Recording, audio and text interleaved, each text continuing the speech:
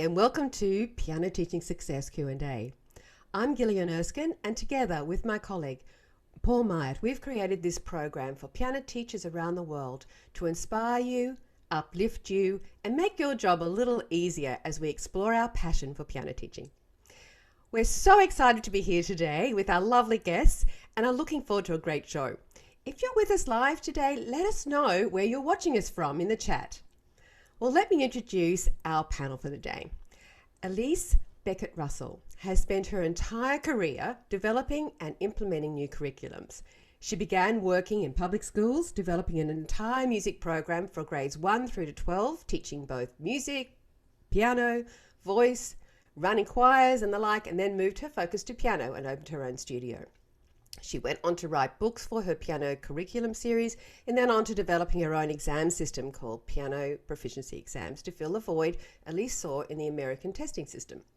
Elise is a member of the MTNA and Texas MTA and has held multiple board positions over the years, and a career highlight was receiving the Albert Nelson Marquis Lifetime Achievement Award in 2017. Welcome, Elise. Thank you so much for having me. Our pleasure. Heather Smith joins us from her studio in Centerville in Utah, where she teaches both individual and group classes. Prior to switching to a career in music, Heather received a degree in accounting and worked as a tax manager for several years. Realizing that music is where her heart lay, she returned to school and earned 2 additional degrees, this time in piano performance. Heather's a US representative and examiner for the RCM, or Royal Conservatory of Music, and has started a piano pedagogy study group, which we will find out more about later. Welcome, Heather. Thank you so much, Gillian. It's a pleasure to be here. Oh, that's fantastic. Great to have you, Heather. Well, I'd like to welcome Christopher Norton, who needs no introduction. Christopher's music is known and loved by tens of thousands of students all over the world. His music is featured in most, if not all, exam syllabuses. Originally a New Zealander, Christopher now lives in Ontario, Canada, and his writing career was launched in 1983 when he was signed by Boozy and Hawkes, and the first of his famous microjazz series appeared. Over his career, Chris has travelled extensively to work with teachers and students and has been a passionate advocate and enthusiastic workshop presenter on how to improvise and compose. Welcome, Chris. Thank you very much. Great to be here. Terrific. Well, this has been an unusual year. For many of us, it's been one where we've started some new things or reignited an enthusiasm for something we used to do. Heather, you've launched a Facebook study group. What got you started on that? Yeah, so it's been a fun adventure. Before COVID, I was holding study groups in my home where we were talking and discussing about different pedagogical topics. And once we weren't able to meet together as a group, I thought, well, I don't want to end this because it's been so fulfilling to work with these teachers. So naturally, why don't we just go ahead and bring this online? So that's what we've been doing for the past couple of months. Oh, terrific. And we've also you've been also changing your studio around so you can teach. Yes. This is a picture of my studio before COVID, and you'll see in the back room I had where I taught group classes, and this is the setup where I have it now, where I'm teaching half of my students online, so I have the plexiglass barrier between the 2 pianos, and I have my computers as well as 2 cameras and my microphone. Because you've got some of you, about 50%, aren't you? 50-50 online and 50% come to you, is that right? Yeah, for right now, it seems like I'm starting to get more going back to online. Yes. As it's getting worse with COVID. Yeah, that ability to be able to, flexibility to be able to switch and change as you need is probably pretty good. Right. Yeah, it's useful. Terrific. Well, Elise, you've done many creative projects. I've seen them online. Yes. And what about that? Are you wearing one of your creative projects? I am. I've just started dabbling in jewelry, so. And it's glass, isn't it, that you're working with? It is. It's all stained glass. That's beautiful. And we've got here we go. Is this in your studio? This is in my studio. It sure is. Wow. I call it theme and variation. That's I lovely. put up my music ones, but I do lots of different things. So, I just, it's kind of therapy for me. Yeah. Just a different way of expressing my creativity. Oh, I think you're inspiring me. I might have to look into that myself. It looks great. You have to be very careful as a pianist, though. Yeah, the hands, that's right. But do you get cut or do you wear gloves or something? No, I don't actually. I'm just really, really careful. Oh, good on you. Well, Chris, you seem to be as busy as ever, and you've got an online workshop with China. Is it tomorrow? Yes, it's the second of 5. They asked me to do a series of seminars, which it's a combination of things, but they have got a big connection in China, and indeed the whole Far East, with the Associative Board, in the Ah, sense that yes. it's very well established there. So they've chosen the 4 pieces I've got on the board at the moment as the jumping off point for a series of seminars. And I do a mixture of talking about the background of the piece and why I wrote it, why it's called what it is called, and so on. And then I do some improvisation on the piece as well with students live on camera. That's So terrific. that's really good fun, and that's being extended to doing similar seminars in Canada and the States as well. So I'm ending up spending more and more time in my study, which I've always spent most of my time in my study anyway. So Well, on um, aeroplanes too. You're a and on huge airplanes, traveler. yeah, that's right. It's lovely not to have to do so much traveling, I must say. Yeah, yeah. What about anything non-creative? Like, no, sorry, well, creative but not piano. Anything Well, else? my favorite thing at the moment is that I each day do all the cooking. So Ah. I enjoy cooking for 2, just my wife and myself. But she's a stern critic, so I'm getting I'm getting lots of piano. She was a piano teacher for 40 years, so she knows how to give feedback without hurting you too much. I think, like piano teachers learn to. Kick, is it the, kiss, kick, kiss, kiss, kick, kiss principle? Yeah, that sort of thing. Yeah.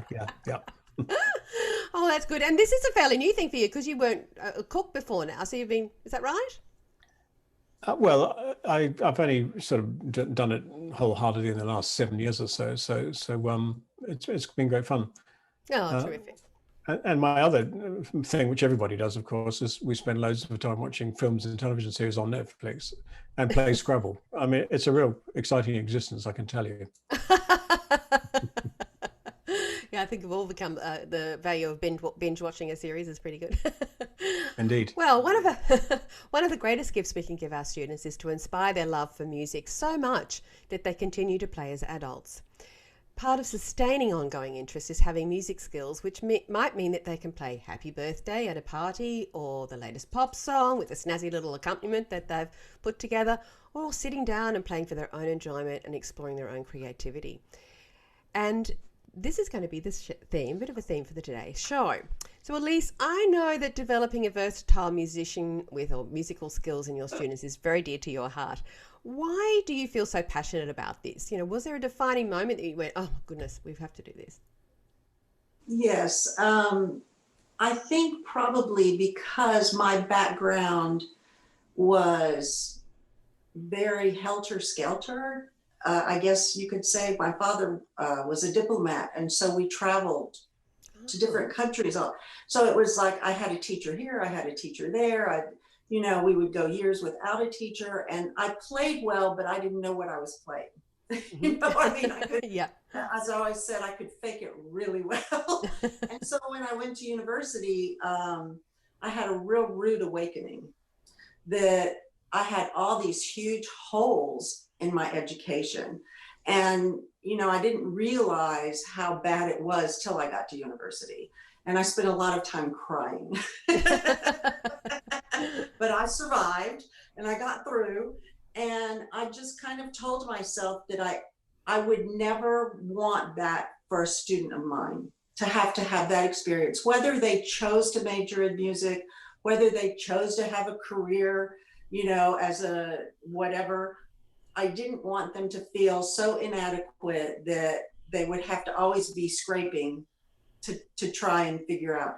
So I felt like it was really important for all of my students to have basic skills that if if I could teach them between even 3 to 5 years and give them these basic skills, then I could be like a parent and send them off on their way and know they could at least read and count and pick up a piece of music at maybe the intermediate level and play till their little hearts were content.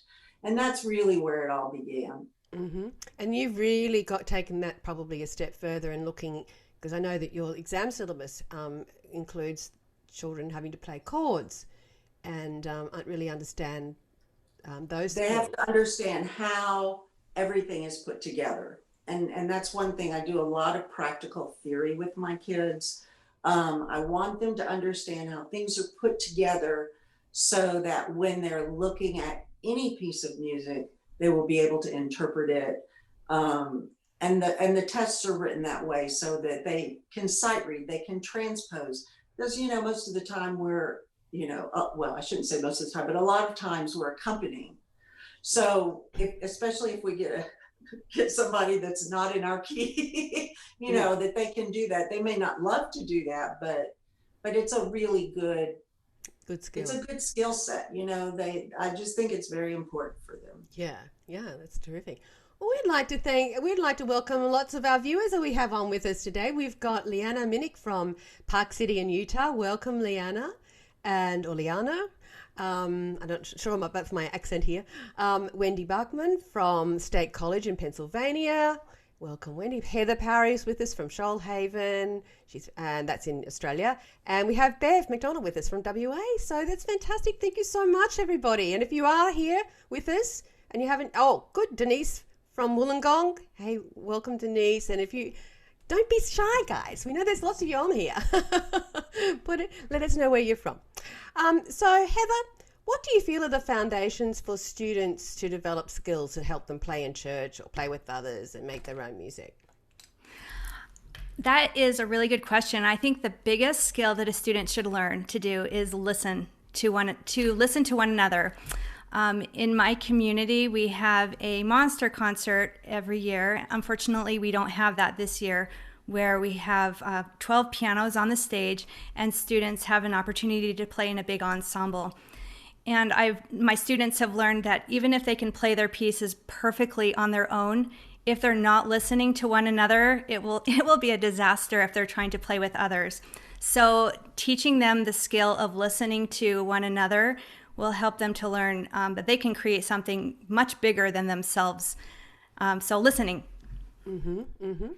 And I'd like to welcome a few more, thank you, that have come out and told us where they're from. Anne from Melbourne, Fiona from Melbourne, we have Jennifer from Sydney, and Diana from Springfield, Missouri. So welcome, that's so fantastic. Chris, back up to you. What do you find, because you've been doing a lot of your work is around creativity and composing and things. What do you find are the foundations for students to develop? What skills do they need? Well, it's a whole complicated mixture of things, isn't it? I think students learning to use their ears is very important, but not just for playing by ear, but for developing tone production, so that students become aware of the sound they're making and aware of the fact that, in fact, they can make their own sound. I've been very struck by that, hearing certain wonderful pianists. One of the most striking things I ever heard in my life was way back in about 1970 when I heard Radu Lupu do the Haydn F minor variations at our town hall in Dunedin in New Zealand. And the opening chords, I thought I'd never heard such a sound. And I had it recently again with Marc-Andre Hamelin playing in Stratford in Ontario here, where I've never heard such pianissimo. So I think developing a real feeling for sound, I think, is one of the chief things which I think is really worth going for with students, because all the best jazz pianists are very aware of the sound they're making, and they almost stand outside of themselves and think, what sound do I want to make? And then try to find a technical means to make it. I think so. And I often say music is an auditory art form, really. We have painting, which is sort of primarily a visual art form, and dance, which is primarily a kinesthetic or movement art form. But music is an auditory art form, and yet traditionally it's taught as a visual mathematical something or other.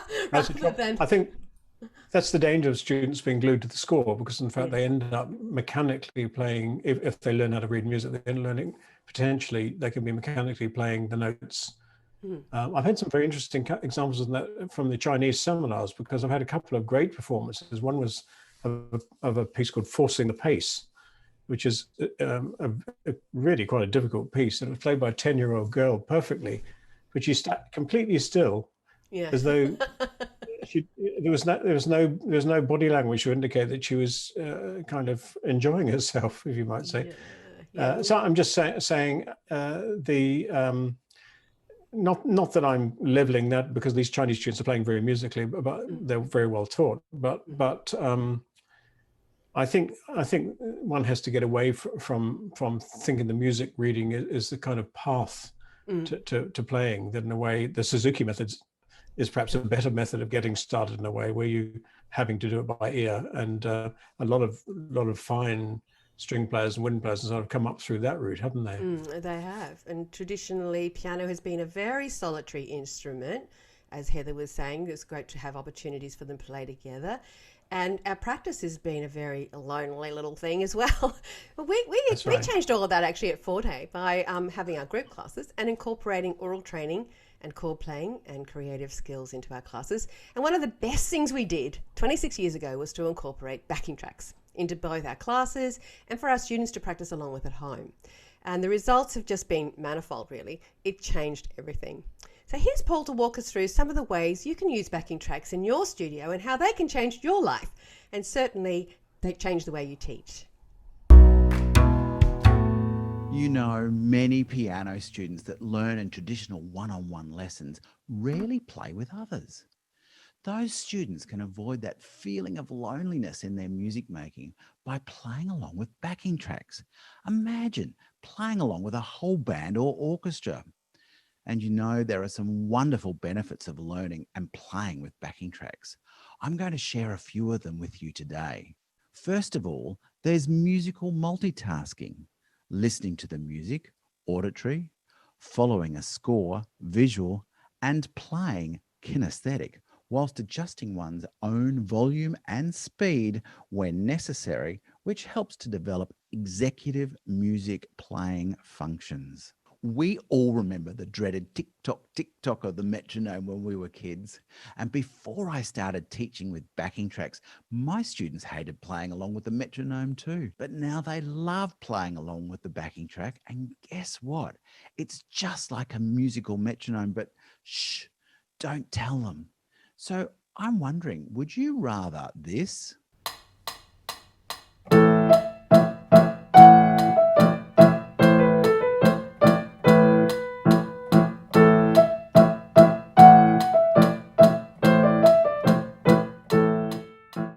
Or would they like to play with this?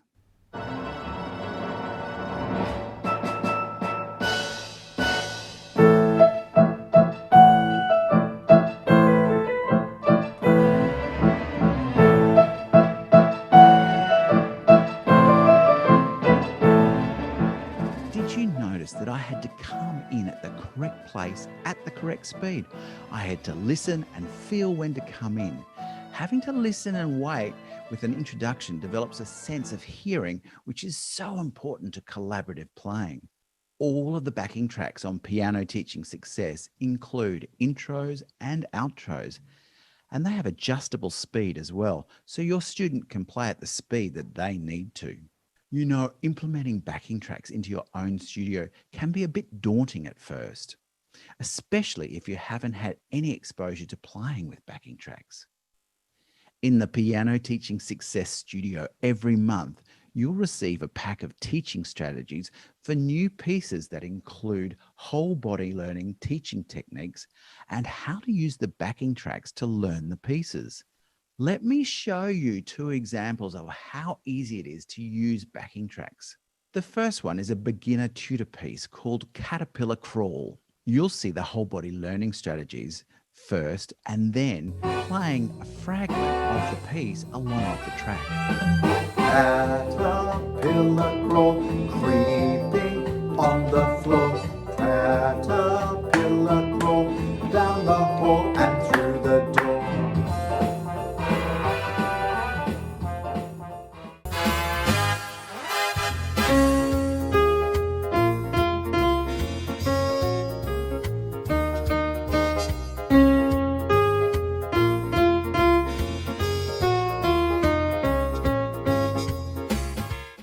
the studio by Piano Teaching Success, you'll have access to hundreds of scales, technical work and pieces from beginner to late intermediate that you can use with your students straight away.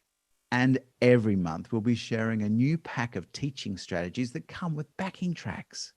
Even for your older, more experienced students, you'll find that exploring interpretation from the very start of learning a new piece provides a more concrete auditory experience for abstract concepts.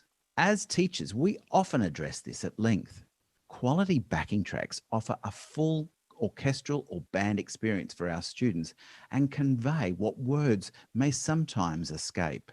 Here's a popular Bach prelude in C minor, BWV 999. Here, the cello line in the backing track really assists learning and understanding of the role of the left hand in this work.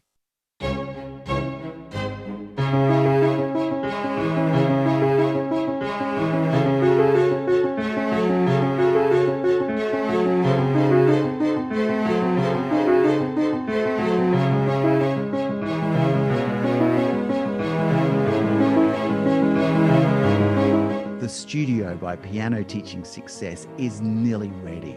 We're just putting the finishing touches on it, and you'll be able to join the studio early next year. Our first intake for the studio will have limited places. If you'd like to be first to know, join the waiting list for the studio by Piano Teaching Success now. Thanks, Paul. Well, I'd like to welcome some more people. Dennis Alexander's with us from Albuquerque. Hi, Dennis. And Annette from Melbourne, Susan from Sugarland, Texas, and Birgit from Wollongong, which is in Australia. Well, Chris, I know you're a big fan of backing tracks, and as a pedagogical composer, what do you like about backing tracks? Well, obviously, they do have that function of keeping the student in time. And funnily enough, I've had students in masterclasses quite often who are struggling slightly to play a piece in time. You put the backing track on, they've never heard it before, and they play better. In other words, it doesn't always go the way you think you're going to go. Because there are so many signposts in it stylistically, if you like, they suddenly think, oh yeah, I understand the context here. Yes. So there is that. But also there's that style thing that I think if they're done well, backing tracks can actually make students aware of the sort of background to, like the little piece we heard there, which had the orchestral backing, the equivalent of having bass drums and guitar playing parts which would be deemed to be likely from professional players, I think, which is what I've done anyway, means that students are getting a real experience, if you like, of playing in a style, even if what they're playing isn't that hard. So yes. I think it's quite good. And the other thing is, of course, you can push students much harder the other way. I'll give an example during this course of this Q&A, which is Jingo from the Rock Preludes, which is a very hard piece. But when you put the backing track with that, it's a whole other world of pain. But in a good way, you know what I mean? I've heard students do it. And in fact, I've even heard performances of some of these pieces, because there are MIDI files available of all these pieces as well. They've actually taken the parts and printed them out and play them with live band. And so anything which I do can actually potentially be played with live players playing the same parts. Yeah, that's another thing. Yes, that's fabulous. That's great. Well, my personal fave, and I tell you, you've almost got a cult following on this piece amongst all the 4-day school world, is it's a piece that's been played and loved by thousands of 4-day students because it's one of our course books over the years, and it's called Struttin'. Now, here's a sneak peek into one of Paul's classes, which was done yesterday actually, using our teaching success guide to do some whole body learning and some first week piano activities for Struttin'. And you'll hear this beautiful backing track that Chris has done as well.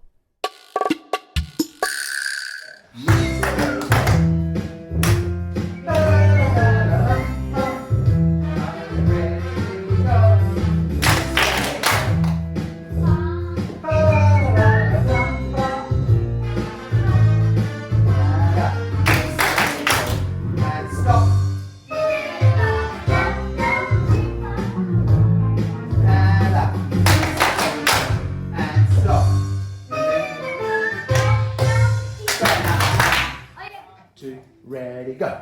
Move. White snow, me, are you ready? Here we go. Move. And remember, black coat, me, here we go. Move. Black coat, me, and then banana. And wait for it.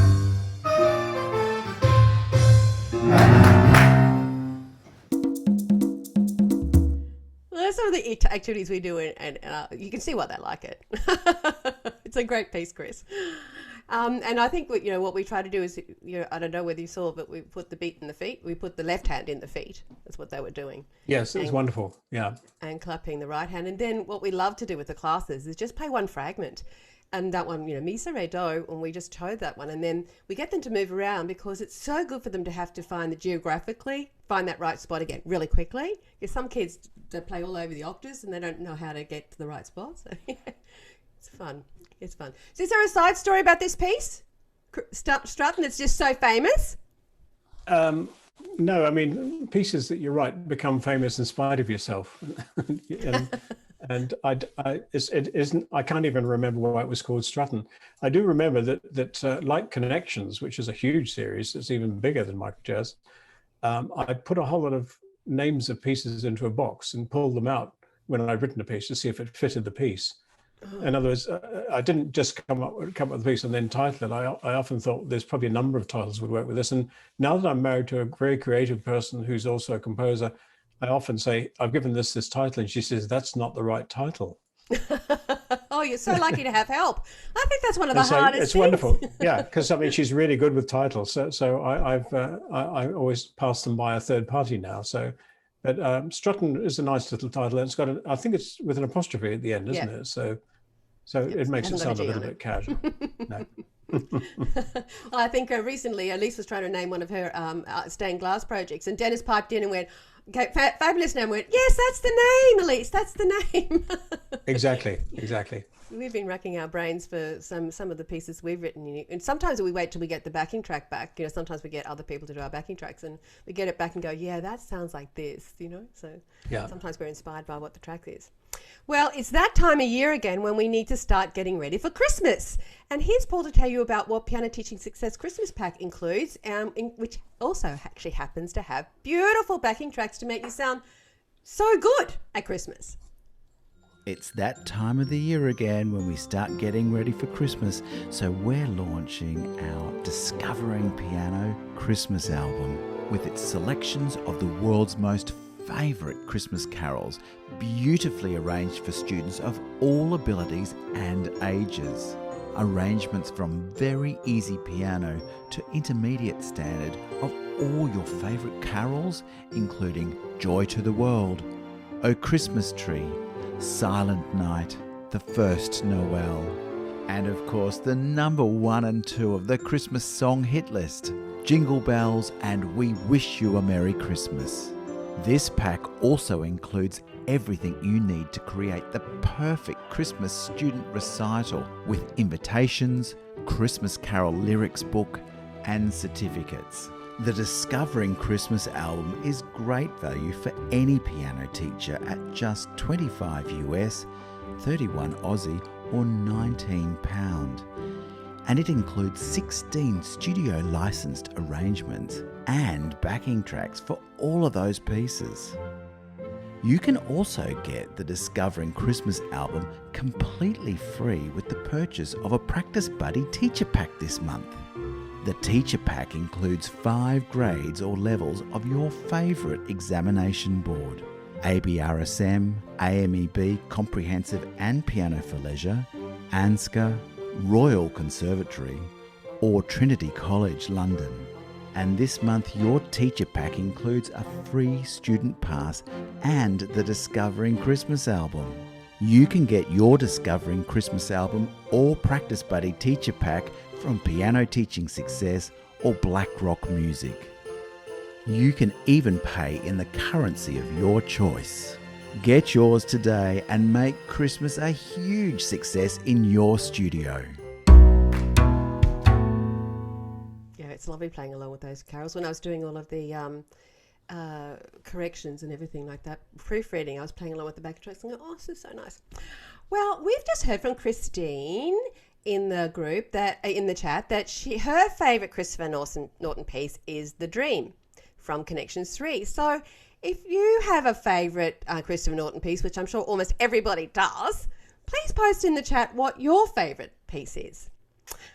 Well, Chris, sometimes teachers just don't know where to start with creativity, and you've done so much work and you've got so much expertise on this. So, and look, sometimes when I sit down and write, I struggle to get started thinking, oh, where do I get started? And then you get the juices going, you can get going with it. But I just love the list of leaf-off points that you suggested in your in a recent thing that I saw. So start with a melody. I love that. Start with a chord progression. Start with a drum track.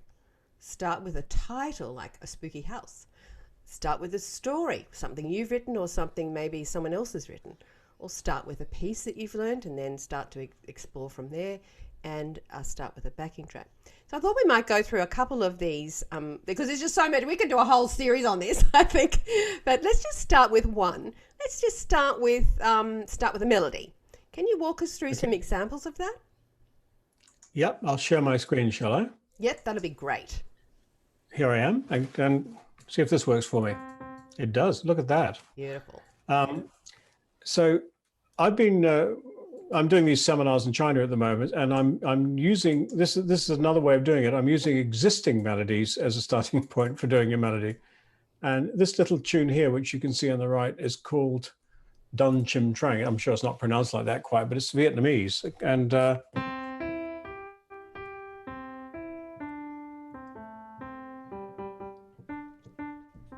so that's an existing melody, but I say to students, if they can't think of something, just start. So I say, a student sits there and thinks, I don't know what to think of. And I say, well, play me a middle C. So they play that. And I say, well, we have kind of started there. And the moment you make a decision, if you're a composer, there's already a little bit of a kind of, everybody's beginning to think, what's going to follow that?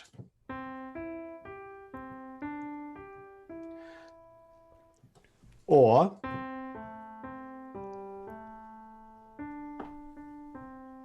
so what I'm saying is I get students to just start with a single note and see where their imagination and their oral imagination takes them. It doesn't really matter what it is. Mm-hmm. Because what I've discovered when students improvise in particular, and when I say improvise, I'm kind of meaning composing as well, they always sound like themselves. In other words, I end up with a whole lot of individual voices appearing. And I think one of the wonderful things about doing this is that you say, I've given you one note to start with, middle C, where do you want to take it? So it sounds like a very simple principle, but in fact, that's what you might say that's what I do. And I looked at this particular piece and realized that it was using a scale as well. And that's another great starting point for doing improvisation or composition. And the little Vietnamese one is actually either A minor pentatonic. In fact, I might do it like this. Oh, look at this. I'm just going to show you this. This is A minor pentatonic. Okay. Oh, is it clever? And the other scale, which it could be, is C major pentatonic, which is. And so saying to students immediately, do you like the sound of that? Or do you like the sound of that? And often they have a preference. And at that point you can say, well, let's start with your preference. And I'd like you to make me a 2-note melody.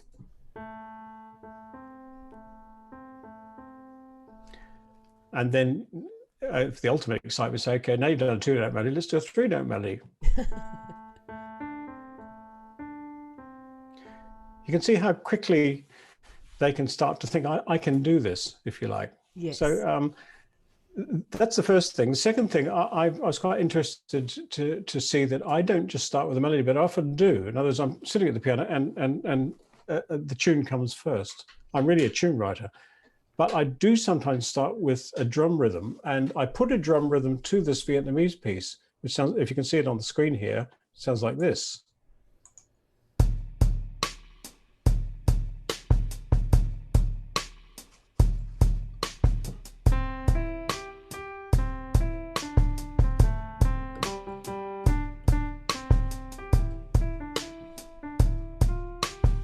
So on, get the idea? So that students find very stimulating as well. And I just created that little drum pattern out of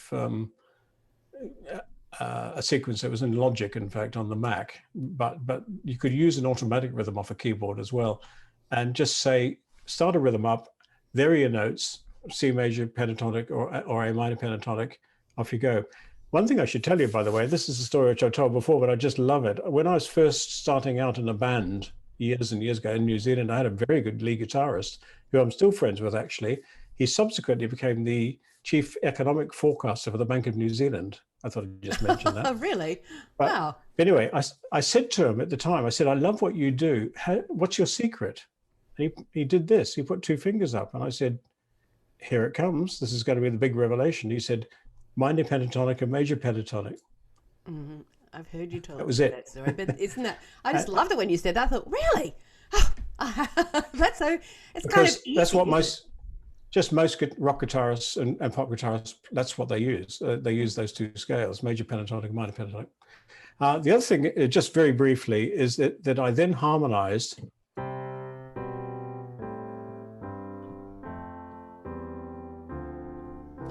Is to say to students, let's try it. This is going down the scale in the left hand with it's a C major chord. I love the idea that there's no third.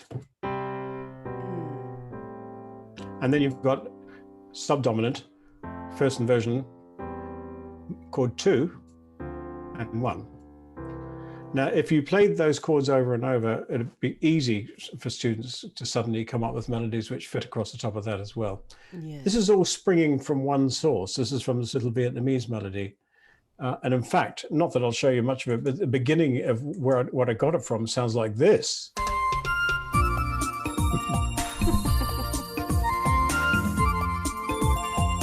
And then the little girl sings that tune, the one that's got there. It's called A Flock of Seagulls, is the piece. It's really nice.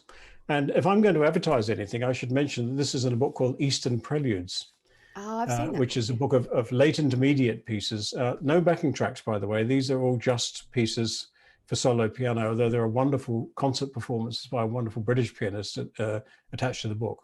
Mm-hmm. Anyway, I'm just saying, I hope that gives you a little sort of insight into the fact that you can start anywhere. Yes. And you can start with any material, and what you want to do is start with something the students are comfortable with, and middle C is something they can generally find, so you can start with that if you want. Yes. And somebody might, and it's quite funny, little 7-year-olds say, I don't want to start with C, I'd like to start with A. And you say, well, start with A then. In other words, they don't necessarily want to do what you're saying, but what you're trying to do is get something where they think, I feel comfortable with this, I'll push it a little bit further and see where it takes me. And your American popular piano series where you actually, what you just showed us then, where you've got, these are the notes I used, and you've got like a step-by-step approach on how to get from the piece and into some creative activities, is that right? Yes, that's right. It's a very step-by-step approach, and it's using backing tracks all the way through. And students love doing that, and it actually goes across 9 levels. So it's a big series, and is used by some examination boards very successfully. And in fact, it's also used in China. One of my colleagues who helped me develop that series is Scott McBride Smith, and he's a visiting professor of piano at Shanghai Conservatory. But I'm ending up with when I've gone to China, they're playing me pieces from American popular piano because they're using it in so many places. Oh, that's lovely.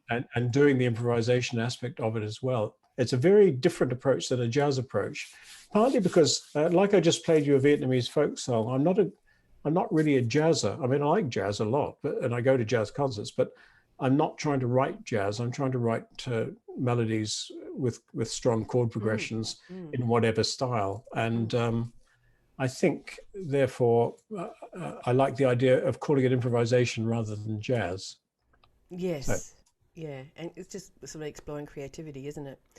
yeah. That's terrific. And software that Chris is using is called Classroom Maestro, and it could be very useful for online teaching. It's wonderful. Yeah.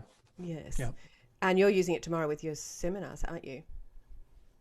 Yes, just as students find it very useful if they can actually see not just the chord you're playing as you're playing it, but also if I put this on, am I still on sharing? No, but you could, turn it back on. I'll just share one more time and just show you what this looks like. Can you hear me still? Yes. Oh, can you hear? Yes. Okay. Now if I go onto let's see if I can get this right. Here we go. Look at that. Oh, I love that. What about this? Intercity Stomp, by the way. Yeah, I love that one too. Has 2 chords, and the 3rd chord at the end is this one, which is D minor 11. What? Oh, I love that. But it's a lovely for students to have that graphical effect in front of them when you do it. Yes, it's so good, and it's nice that it trying to works it all out for you. Sometimes you're thinking, I really like the way that goes there, but what are they actually doing? And then, And the funny thing is, I didn't really know what the chord is. You know, what I'm saying is, I saw that about your composing style, and that's really great because when I sit down and play, I play what I hear, and then I actually, sometimes I kind of generally know where I'm going, but I don't know every single thing, and I think I'm kind of figuring that's what you do as well, right? And I've worked with a lot of professional musicians in my time. Sometimes I've played them a piece and I've said, where did I get that from? And they say, Weather Report or Bo Diddley. You know what I mean? Because I'm pulling things from who knows where. Yeah. I played in lots of bands and so on. And I'm also a great fan of Rachmaninoff and Ravel and Beethoven. And I just love the idea that music is music. Yeah. Well, we've got some people that have put their things that they like in. Christine likes Intercity Stomp. I do too, Christine. That's a really good one. And Dennis Alexander likes, he likes a few. Oldie but a goodie called More Micro Jazz Piano Duets. 2, love the duet A Touch of Spain. Know it well, yeah. And Nicola Stanford likes Here, There and Everywhere, your arrangement of it for the grade, it's in the grade 7 Piano for Leisure. This is an Amy B book, examination book for Australia, yes. And I think we had... I must just mention, by the way, about Australia, it's just a very sort of quirky thing, is that I went through York University way back in the late 70s, and I went through with somebody who's become a very famous humorous writer in Britain. And he mucked about at university, did all sorts of pranks, ended up with a 2-1, you know what I mean? And I came with a first degree. He was an undergraduate from New Zealand, and I had a first. And he said, you did get a first, but it was from the University of Wagga Wagga. And of course, what I didn't realize until years later was there is a University of Wagga Wagga, which I actually did a seminar at. So I was pleased to find this thing that was hurled at me actually did exist. It does. But, a British person would say that the lowest you can go is get a first from the University of Wagga Wagga, and I'm saying I'm a New Zealander. I'm nowhere near this place. But anyway. Oh dear, and we've got a few others. Like Wendy likes the Samba Band from Connections 3. And so there's lots and lots of people. Oh, I love reggae and many others, as Bergrid likes that. So I think we've all got our favourite Christopher Norton. You're a living legend. That's enough about me. Anyway, on to the next panelist. Well, Paul had a chat with Heather during the week about a brand new piano pedagogy study group she started recently. We're going to hear about that now. Heather, I know that you are very passionate about pedagogy, and you have just created a pedagogy group on Facebook because you were doing pedagogy in your studio with lots of teachers. Tell me about that. Yes, before COVID hit, I was holding piano pedagogy classes in my studio with teachers in my community. And obviously, when we were hit with COVID, we had to stop doing that in person. So I decided, well, we should just continue to do this online. And because we were holding it online, it opened it up to allowing teachers throughout the world to participate in these classes. So what sort of activities were you doing in your studio to share with other teachers?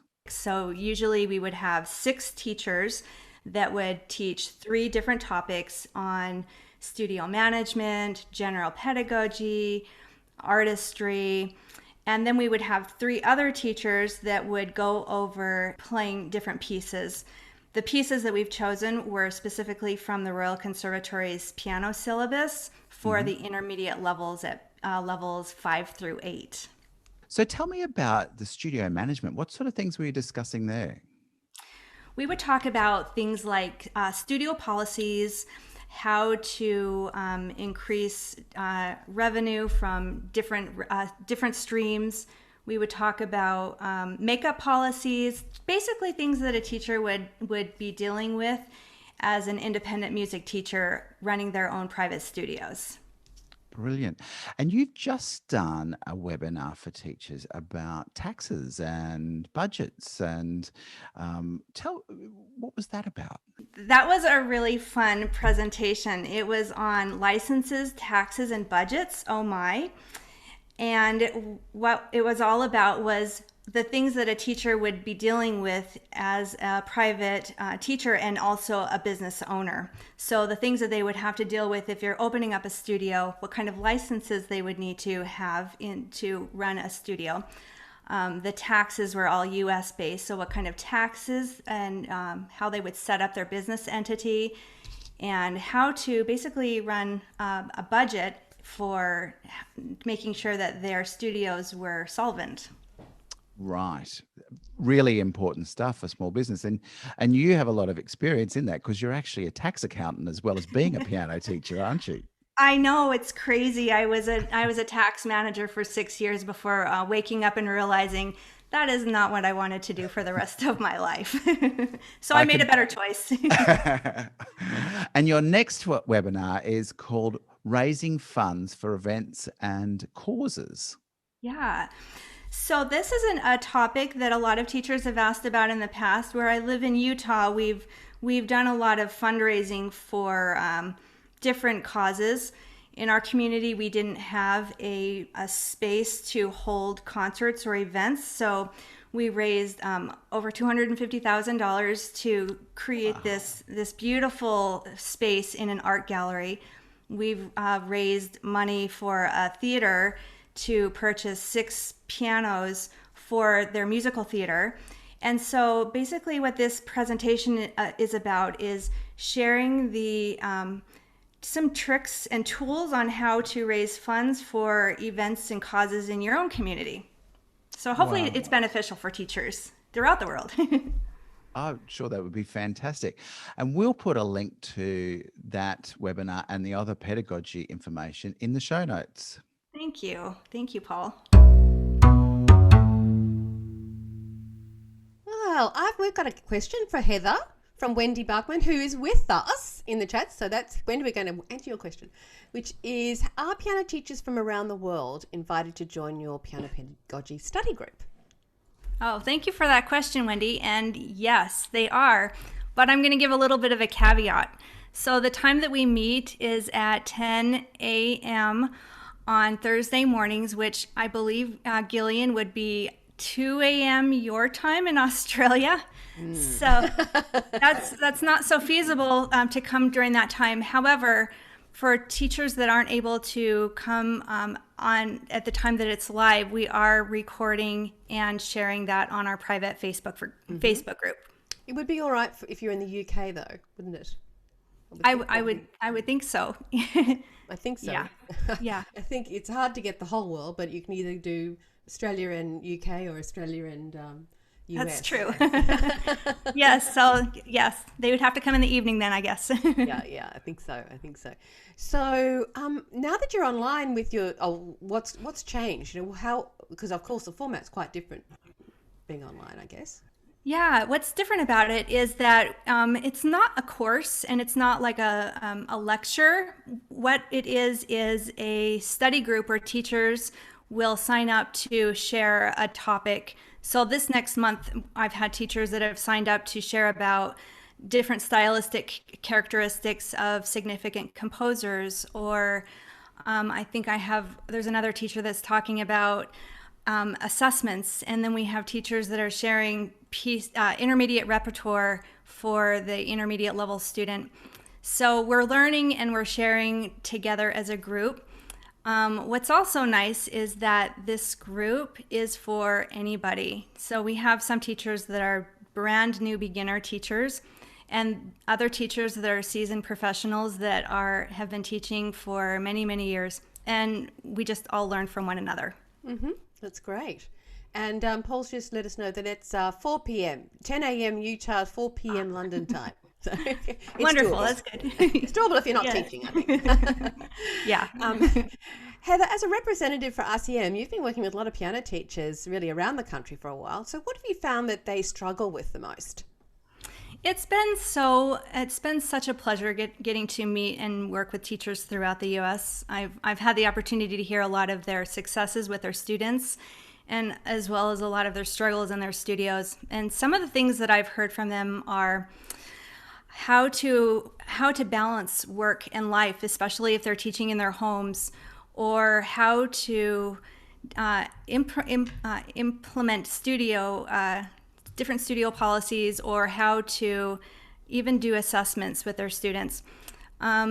A lot of them know that I have a background in accounting, so I hear a lot of questions about financial issues, such as how to grow your studio, how to deal with taxes, how to set lesson rates, or how to invoice students and collect tuition. So those are like a lot of the questions that I hear from the teachers. Well, that's good. Well, there's lots to be, because we are our own little small businesses in many ways. So we've got to be across a whole heap of stuff, not just teaching piano. Yeah. Well, and your number one tip for a smooth running of a studio? Yeah, so I think that I'm going to stay on the financial topic. And my number one tip for a teacher is to make sure that they are keeping track of their income and expenses on a regular basis. It doesn't really matter what kind of accounting system they use. They could use QuickBooks or My Music Staff, or even an Excel spreadsheet. As long as shoebox. Some people used to use the shoebox. Hopefully not a shoebox. I guess if they're using a shoebox, they need to keep track of it in a ledger, maybe. Yeah. But my tip is just to make sure that they're doing it on a regular basis and not wait until it's tax time to enter it. That's a bad decision. Yeah, the drama then. Right. That's terrific. That's a terrific tip. Well, Chris, I just love this quote I heard in a recent interview about your American Popular Piano series. And it's like this: if students do their own thing, it's getting them along the line for playing for the rest of their lives. If students improvise and find their own voice, they're much more likely to make them play forever, more than learning to play a whole bunch of pieces from books. So can you elaborate on that? Again, it's that same thing of being driven by the sound you're making, if you like, that you become excited by the actual sound you are creating at the piano. I'm sure this applies to all instruments as well. It's not just the piano, that having a real excitement still. I still feel that when you sit down and you play a chord, you think, I'm really looking forward to playing this chord and how it's going to sound and how I activate it so it sounds like I want it to sound. So that's one thing. The second thing, of course, is that if you're in situations where you're having to do simple harmonization, it's great if you can have a few tools, which means you've got some chance.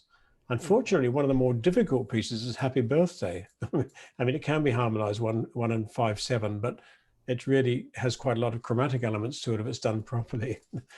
But there's lots of other pieces, if you like, which you could do. And when you go to jazz college, for instance, they spend a lot of time on transcription, and I think more of that could be done as well. I think it's a really good thing to sort of delve into slightly, of trying to get students to write something very simple down, not write it down even necessarily, but work it out, if you like, or work out bits of it.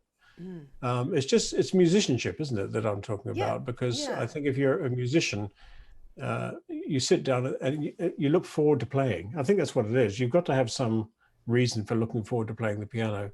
And it's also creativity. You've got some tools for that, and creativity as well. It's like cooking again.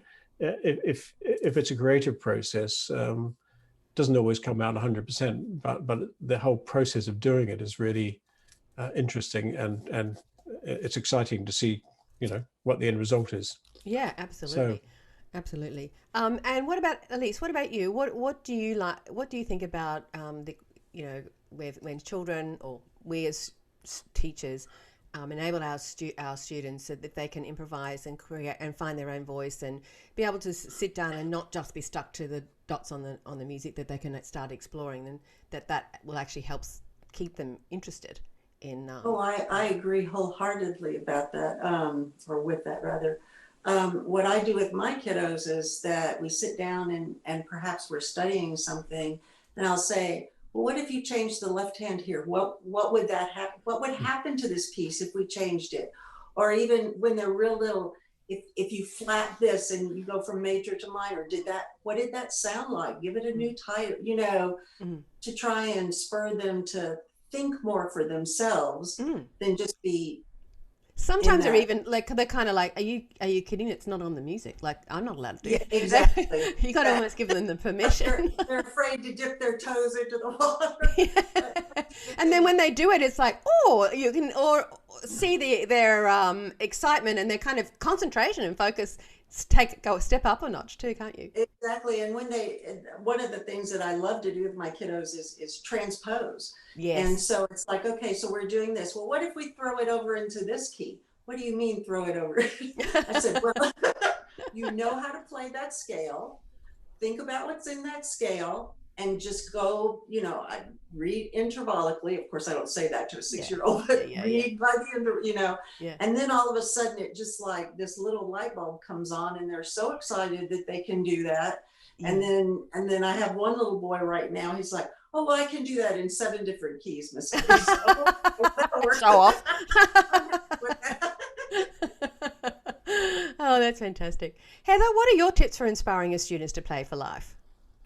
What I have several students that are about to graduate from school, and I've shared with them the reminder that they have been given such a wonderful gift from their parents to be able to take music lessons and to always keep some music in their fingers that they've loved learning over the years, to put together a collection of music that they could always go back to whenever they need to feel inspired, or anything that they're going through in life, just to go down and sit at the piano and play the pieces that they've loved learning.